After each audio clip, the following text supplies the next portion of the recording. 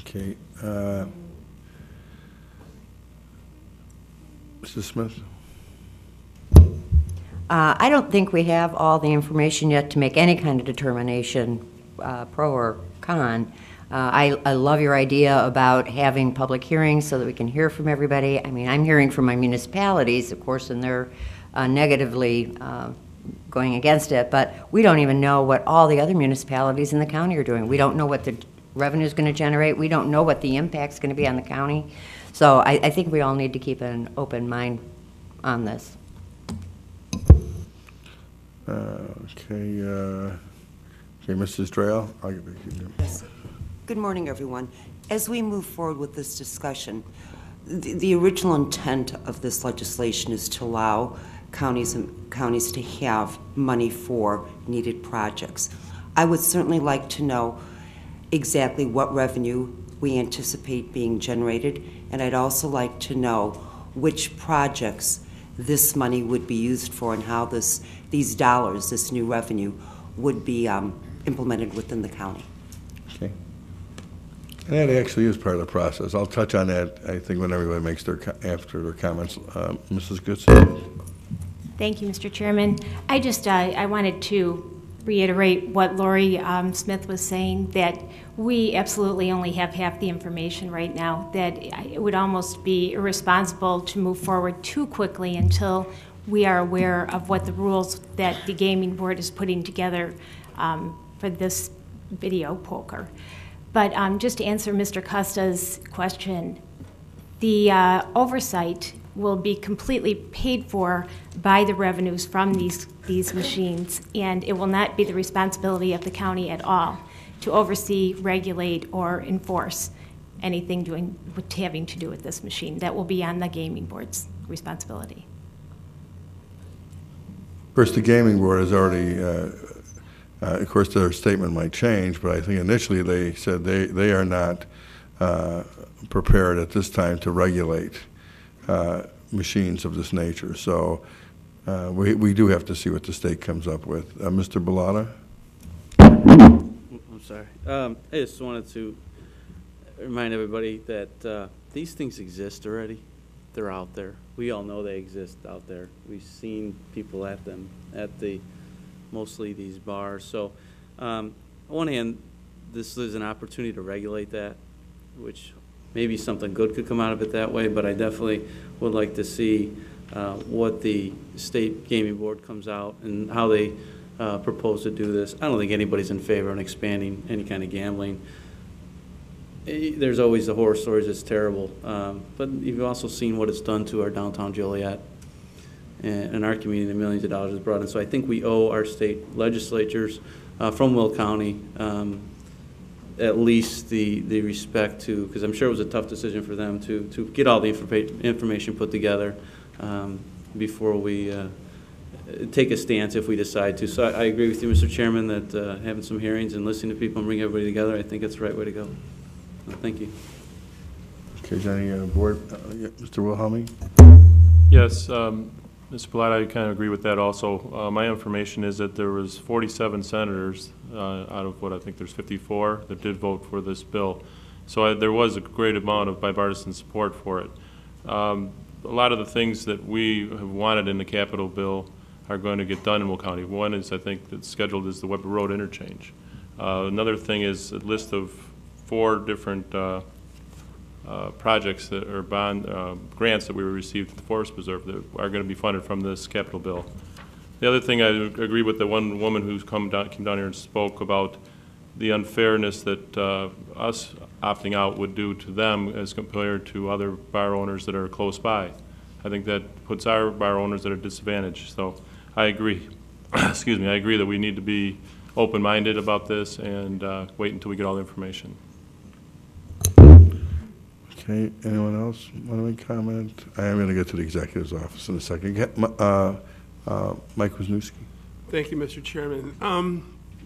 I took a look at this from a strictly psychological and social services point of view. And just for whatever it's worth, I have 4 points. The mention of video poker being the crack cocaine of gambling came from a study by Dr. Robert Breen and Mark Zimmerman at Brown University the rapid onset of pathological gambling habits in gaming machines. The second thing, the state of South Carolina allowed video poker gaming. They generated $122 million one year in revenue and discovered they had to pay out over $300 in ancillary social services for people who had gambling addictions and had lost their monies and had to be put on welfare, or lost their homes and had to go into mortgage debt. The third thing is the Illinois State University, Professor Henley LeSueur, Department of Criminal Justice, did a survey, and they discovered that the group of people most addicted, most vulnerable to video poker gaming are women. And that's not anything chauvinistic. It just says that women prefer to gamble not at table games, but at individual games, and they are the most vulnerable to that type of addiction of any group in society. So I will be voting against this, and I think that the state did a very poor job of looking at the downside of economic cost to the public versus a short-term, maybe incremental burst for revenue. Thank you, Mr. Chairman. Okay, Mr. Singer? Thank you. I think it's important here that we look at the transition of our government and how our government funds itself. I mean, we have transitioned in a lot of places, including Illinois, from the hope that businesses locate here and are innovative and hire more people and create a strong economy and grow a tax base so that we can offer services.